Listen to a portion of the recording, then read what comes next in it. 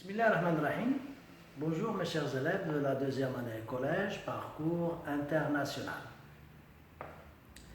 Bien, nous sommes parvenus à la fin de notre programme.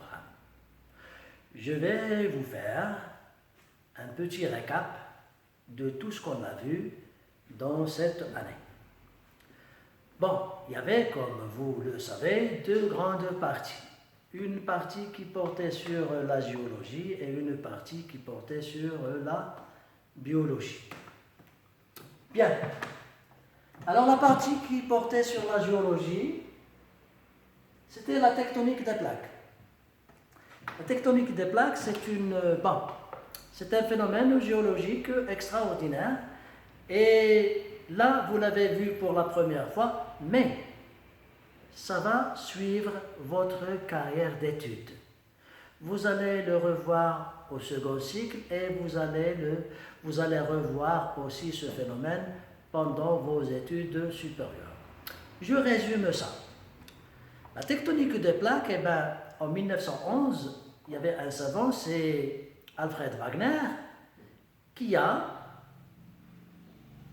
avancé une théorie qui disait que voilà, les continents étaient tous groupés et ça formait un seul grand continent, puis ça s'est divisé et ça s'est séparé.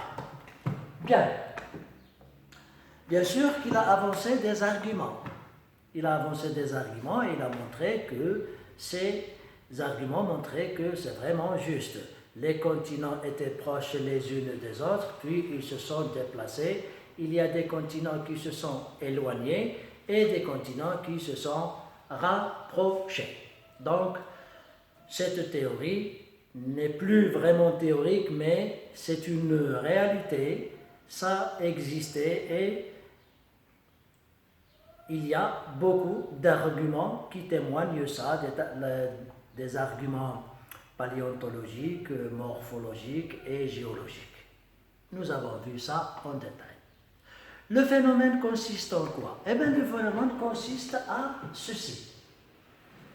C'est que j'ai des plaques lithosphériques, par exemple, ça c'est une plaque lithosphérique, c'est une plaque lithosphérique, c'est une plaque lithosphérique. Il y a des plaques qui s'éloignent. Et là, ça va donner ce que j'appelle la dorsale océanique. La dorsale océanique. Ça pousse vers ce côté et là, il y a un rapprochement. Le rapprochement va donner un glissement de la plaque océanique et c'est ce qu'on appelle la subduction.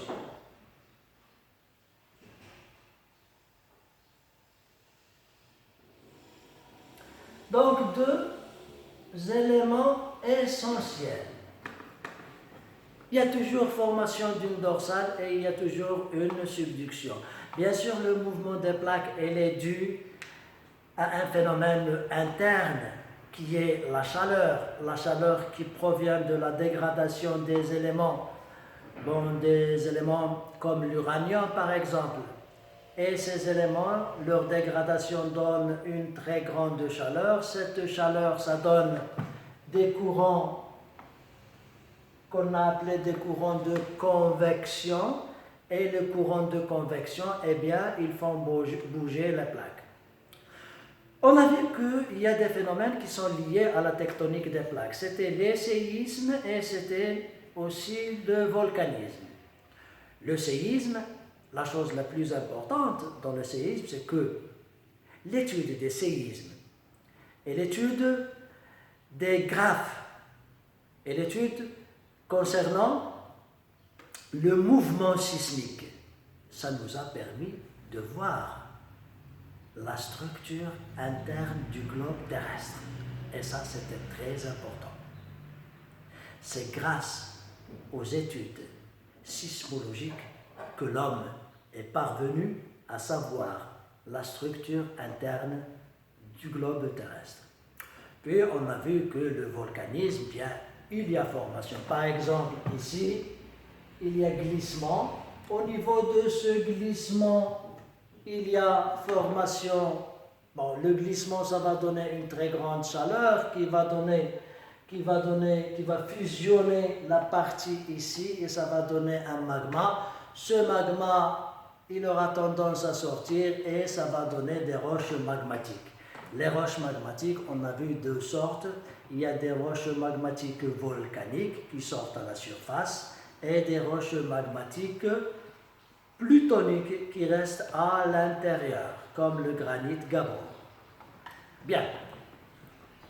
La deuxième partie du programme, eh bien, c'était la reproduction.